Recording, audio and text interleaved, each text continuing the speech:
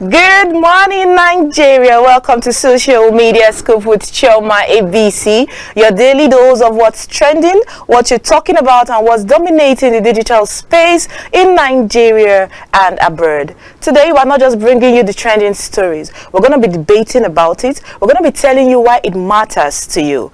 And with me to analyze all these sizzling hot takes is public affairs commentator Emeka Opara. Thank you so much for joining me today. You're welcome, Gemma, and good morning. It's a cold Monday morning, and we're glad to be here to say it as it is without minding whose cause it. Thank you for having me. Yes, today is August 3rd, 2026, and it's Monday. Happy New Week to our viewers. Today on this show, we have top stories for you, from church drama to viral wedding to politics to August meeting gone wrong to INEC releasing credentials of presidential candidates to a TikToker who has lost her job in Zenith Bank due to TikTok videos. We're going to be diving right straight into it. Our top story trending at number 1 today is JP 2026, who took over the internet over the weekend. It's been buzzing online because streamer and TikTok sensation Pella and AI mimic Javris had their wedding over the weekend. We have hot clips of the wedding. Celebrities were in attendance. The outfits were so fantabulous, so fabulous, and it was a sight to behold. Let's take a look at JP 2026. Let's take a look.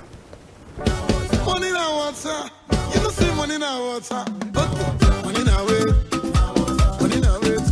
I see your money now wait, money now wait. Your money now River Jordan, your money now Babish, your money now swimming pool. I swear na jacuzzi. Okay, money now wait, money now wait. For where you there? I see money now water. You don't see money now water. You don't see money now water. Oh, where you there? You don't see money now water. Ojogu banana, banana.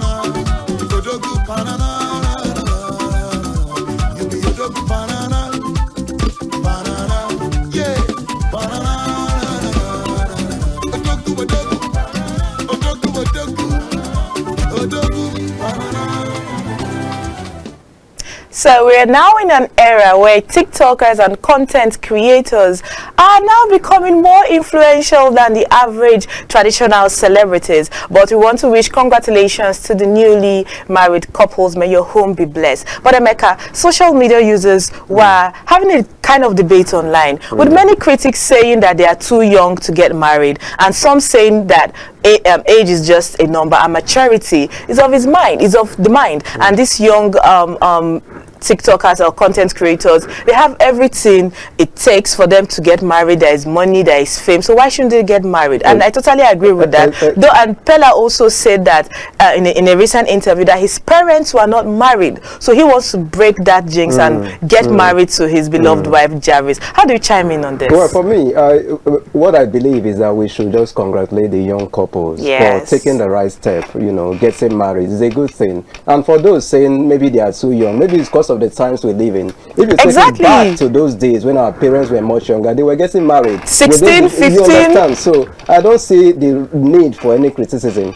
And we should just wish them well, and we pray that, or we hope that God gives them the wisdom to make a success of this. It's a good thing. Congratulations to them. It was a well-attended event. It was a lot of celebrities. We love entertainment enough, so it's a good thing. So congratulations to the couple. And it's exciting to see young people getting married and celebrating love, engaging in extramarital affairs and all sorts of some flirtation. So big congratulations to Pella and Jarvis. Okay, so let's move on to our second trending story, which has taken social media by storm, with a lot of debate flying right, left, center. We have Cardinal John in a recent interview following the Catholic Bishop Conference, where he spoke about how they spoke truths to President Bola Ahmed Tinubu. He spoke about the economic situation of the country. He spoke about the democratic decline and insecurities. But let's take a look at this very recent interview that has gone viral. Let's take a look.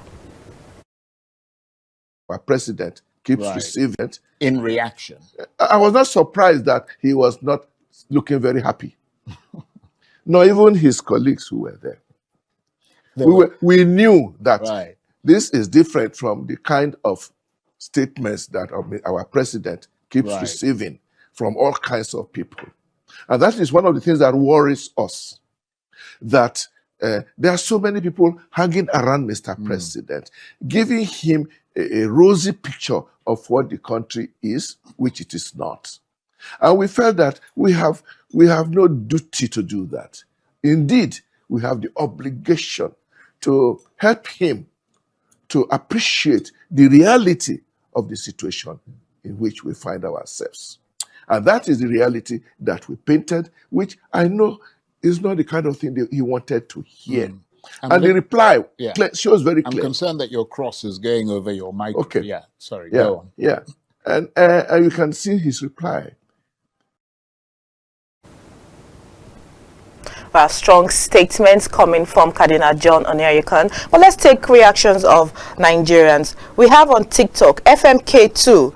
He commented, I'm a Muslim, but I think I'm proud of the action of these Catholic bishops. If Africa is working, spiritual leaders are way powerful than political leaders. Africa is a spiritual land. So, Emeka, when we see statements like this coming from political leaders, do they push, from religious leaders, do they push political leaders to do better? How do you read this? Any sincere political leader is supposed to, this kind of statement are supposed to push you, to jolt you back in case you were sleeping.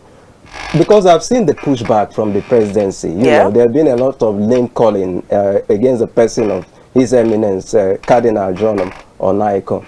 I believe everything he said there is a statement of fact and is not criticism. Okay. And one thing, I believe this presidency is progressing wrongly, because anytime they have the opportunity to receive the truth, instead of taking the message, all they want to do is to attack the personalities involved. This will not work at all. And what this reminds me, because I read a book some time ago about an author called Hans Christian Andersen, when he painted a picture of, the title of the book is The Emperor's New Clothes. And it talks about the story of an emperor that loves clothes so much. He loves clothes so much, until the point where some swindlers came in and took advantage of his love for clothes. They swindled him. Even when he was naked, he felt he had been dressed, he had been clothed.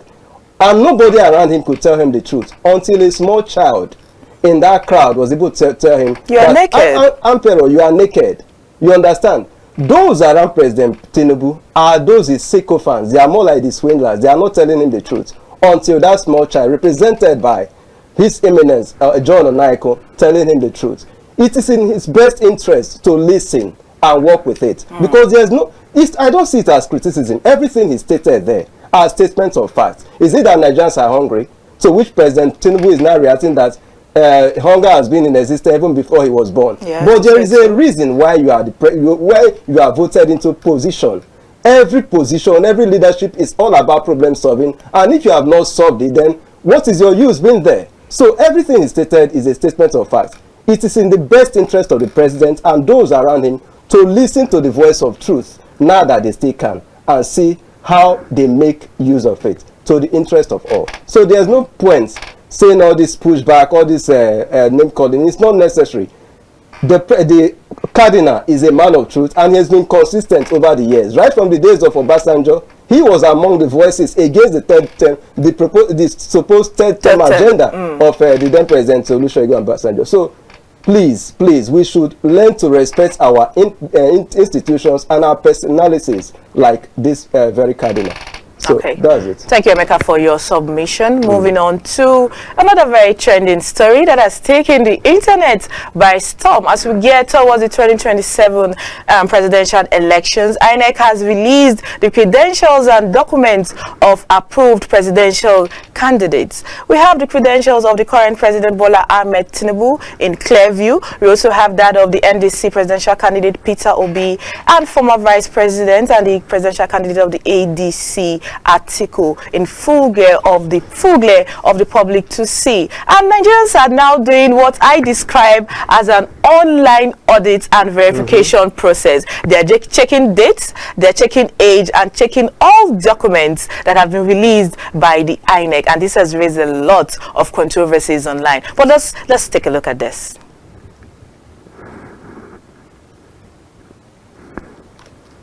Okay, so Emeka, you've seen, even though we can't show it at the moment due to some technical glitches, I'm sure you've seen President Bola Ahmed credentials, and you saw that of Obi and that of Atiku. And in a recent interview, we saw the former Vice President Atiku Abubakar and the now presidential candidate of the ADC throwing jabs at the current president and stating that in the INEC released credentials for President Bola Ahmed Tinubu, his primary education was not there, his secondary education was not there, but we saw his BSc from the university where he graduated, and Atiku is pointing fingers and saying that that should not be allowed if it was a credible system. But let me take one reaction, and you tell me what you think by this. So we have on Twitter, we have Sam Achu. He tweeted, now X, a judiciary run by rogues in a sane society. Those at the helm of affairs of these agencies should be in jail. What a country. This character is not ashamed to prevent these forged documents to the public. I believe that before such credentials have been put out by the INEC, there should be thorough forensic investigations, and before they upload these results and these credentials, they have been, researched and they've made sure that all these things are okay. So that's why this brings me to ask you these questions. Why are Nigerians pointing at President Bola Ahmed Tinubu's primary and secondary education? Do you think this is just baseless critics by his opposition, or do they have a point there by pointing this out? How do you chime in on this? Exactly. This is exactly how Nigerians are supposed to question everything with regards to those, who are, aspiring to lead us. Because if you go to the street, Choma, anybody that wants to, even if you want to, you are to apply for the position of a sales boy in even in my shop, you must have something like, let's say, secondary school certificate. The list. You understand? That's the list. Now, look at, there's no credential in that column. The column for primary, there's no credential there. I saw 0000. No credential. And even the one for the tertiary institution. What did you see there? BS in 1979. That is not a credential now. Is that a credential? So I'm really impressed that Nigerians are, for once, looking into all these things, because if you want to vie for one of the most important jobs in this country, your credentials should be, you should look at the other ones, the likes of Obi and Atiku. Everything is clear. So I believe, anyway, I know that this is not a final submission, because you feel so? Yeah, because this is not like the Form EC9 or something like that. I believe changes will still come later on, before the elections proper. But if we are going to go with this, and if INEC should not, accept this at all, we should do better, because the job of a president, the most important job, the number one job in this country, those who are, seeking to represent us must be those with the right academic credentials. And what did even the Constitution say? That the least minimum requirement exactly, that's what I was about to say. Or secondary. How come he did not provide the primary or secondary education? Then you are running to tell us BSc 1979. How is BSc 1979? It's not a credential. You cannot look for a job now, even in a shop in the street, and you tell them, BSc 1979. It will not stand. So it's the right thing that Nigerians are doing, and for once, I really more commend Nigerians. It looks like magic. That we should you didn't go through primary school. You didn't go through secondary school. That means he must be a genius. He must be a genius. Yeah. Some people are even telling us that he was homeschooled. And this is probably there's a very high possibility of that. He was homeschooled. I don't know. I don't know about that. I cannot speak for them. And this speaks a lot to in 2023 he provided the one for primary and secondary. Yes. The secondary. And we know the controversies around that. Exactly, because the one he provided Government College Ibadan that he graduated in 1970, and a school that was founded in 1974. So that probably that's why there's a lot of controversy. around the educational background and even the age of the president. And I feel really sorry for those who support this man, because it's one of the hardest jobs to do. Because at every point in time, you keep seeing one controversy with regards to his age and his education. I believe he should come out and speak and clarify and clear the air, so that Nigerians will know that we are having at least some of our best representing us. Even those for their vice president, their credentials too are also released. I saw that of Kwankwaso, Shettima, and Amechi. I saw all of that. So why is it so difficult that the credentials of the person that's been occupying the seats in Aso Rock cannot be verified? So Nigerians are in their right to ask questions. Very right, please. 1979 BSc is not a credential. So for me, that place is blank. Yeah. Thank you very much. So let's move on to another trending viral video that has split reactions on social media.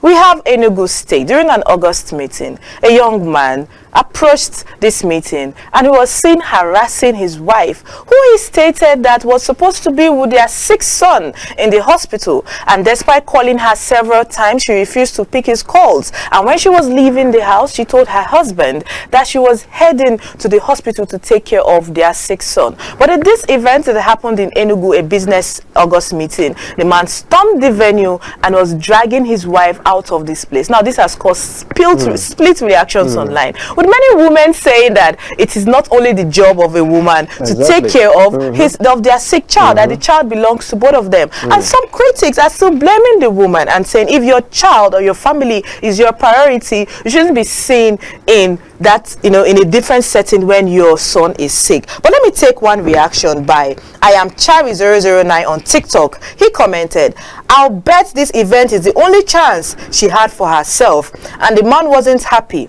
Couldn't he look after the child for a few hours? Damn." So Emeka, you're a man. I want to get your own reactions on this. Do you think that this public embarrassment was too much, the way the man pulled off the stunt, or did he do the right thing by trying to drag her out of there to go take care of their sick son? He didn't do the right thing. Okay. And what we saw there is indicative of a broken home. That shows the picture of a man who is not in charge of his home. And nobody can convince me that it is the duty of the woman alone to look after their sick son, their sick child.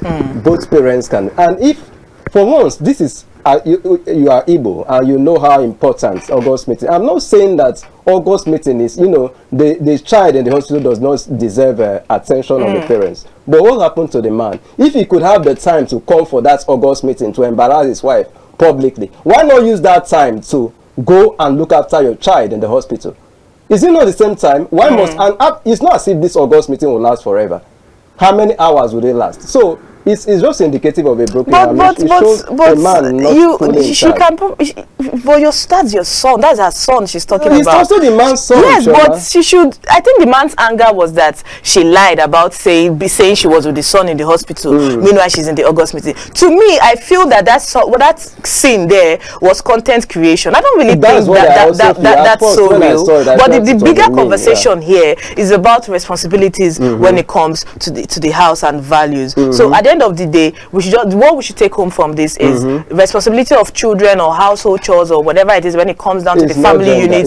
It's not gender based, and it's not only for the woman. I like the way you're reacting to that. Exactly, that's what I want us to. We have to establish that fact. It is not only the duty of a woman to look after their children. Please, men, we should get it right. Please, this man should not get on the nerves of Umuada.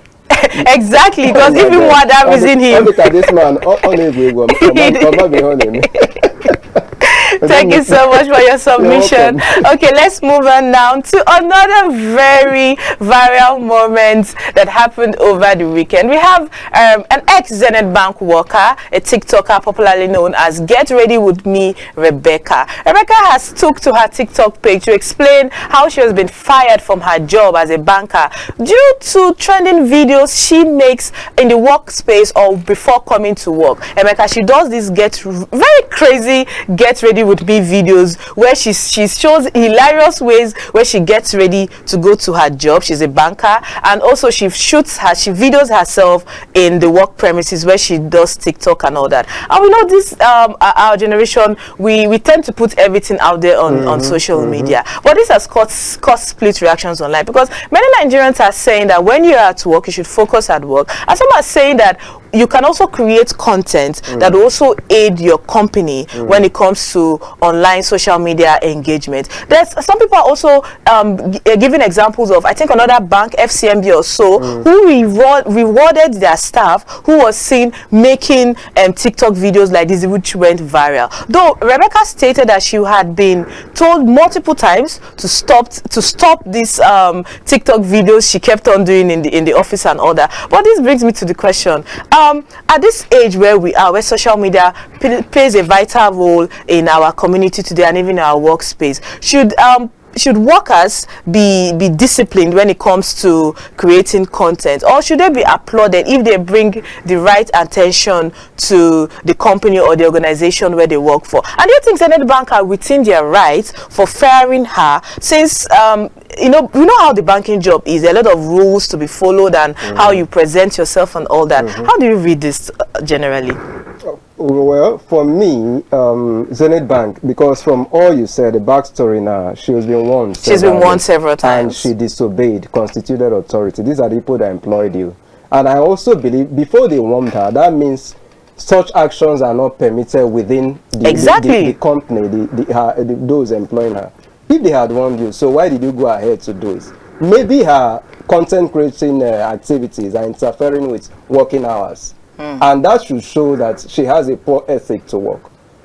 I believe the banks are within their right to have sacked her. That's the right thing to do. But are you aware that banks also go out of their way to hire content creators because of this content she creator was not hired culture? as a content creator. Okay. Well, let's establish that fact. If you are not hired as a content creator, you should stay on business. Yeah. You cannot combine the two. If she wants to continue, now that she has been sacked, I believe she has enough time now to create content. Time into content creation. So nobody should come and blackmail anybody. For me personally, I believe that the banks are within their rights to have sacked her so that she can have enough time to go into full content creation, because they want her to stop. The fact that other banks are doing is FCMB. Maybe that's, you know, that's within their own company policy. It's not the company policy of Zenith Bank to permit you to. She was warned and cautioned. Of course, in her terms of contract or whatever, I believe if she had read through, she must have known that she was not hired to be maybe a front desk officer and a content creator. Exactly. So please, she should accept the situation. And I know we're in a digital era, but wherever you find yourself in an establishment, try to follow the rules. Sometimes if you are in an establishment, they tell you they don't want colored hair, they don't want this, they don't want that. If you're in the medical field, you can't carry long nails and all that. Just adhere to the rules and just try to keep your social media life away from your work life. If you know you want to be a full-time content creation, there's no need going to occupy somebody's position, because there are millions of Nigerians who are ready to do the job and stay on business without talking about content creation. If she knew she wanted to be a content creator as first, she shouldn't have gone a source for employment in Zenith Bank. Well, she has enough time now to create all the content she wants, and who knows, she has already gone viral, and content creation pays very well these days. So don't let that deter you or make you feel bad, Rebecca. If that's your passion, if that's your dream, go for it, girl. Exactly. Simple and short. So content creation pays so well. You don't know. So what are we doing? We're creating content. Now what? Okay, this is content. I didn't know. Okay, let's move on now to another viral interview that has caused a stir on social media. We have former President Olusegun Obasanjo in this recent interview where he was speaking to Charlie Boy at a launch of a memoir for Charlie Boy's father. In this interview, President Olusegun Obasanjo is stating that he regrets choosing former Vice President Atiku Abubakar as his vice president. Let's take a look.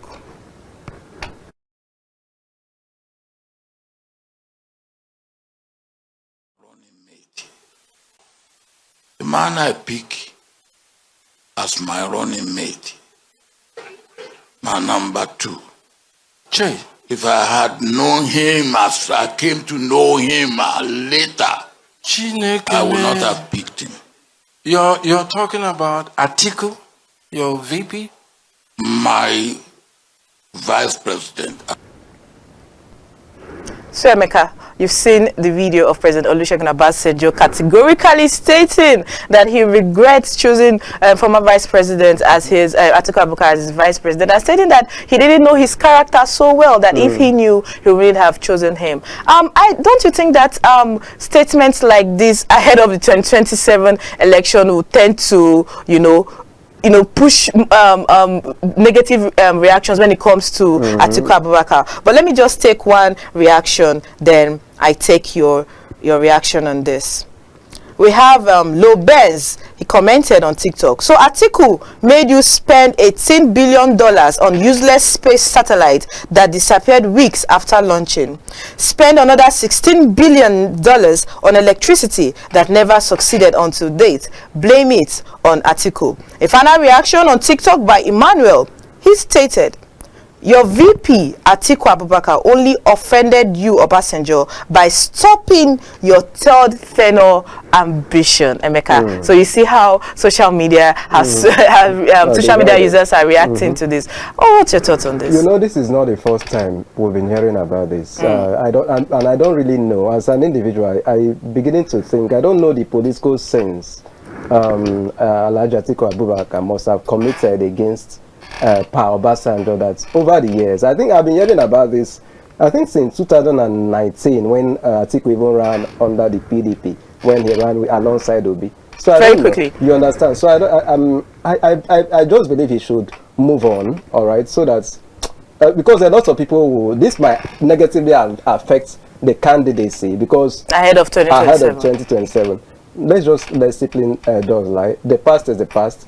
We're trying to move forward as a nation, please. Exactly. So thank you so much, Emeka, for your in-depth analysis as always. Thank you so much for doing TV with me. Thank you, viewers, for taking out your time to do TV with me. Thank you to my production team. But I might add, the reactions we get online and the reactions of our guests are solely their opinion and not influenced by Kaftan TV or social media scoop. I still remain Chioma ABC, and I'll see you next time on The Scoop. Bye-bye.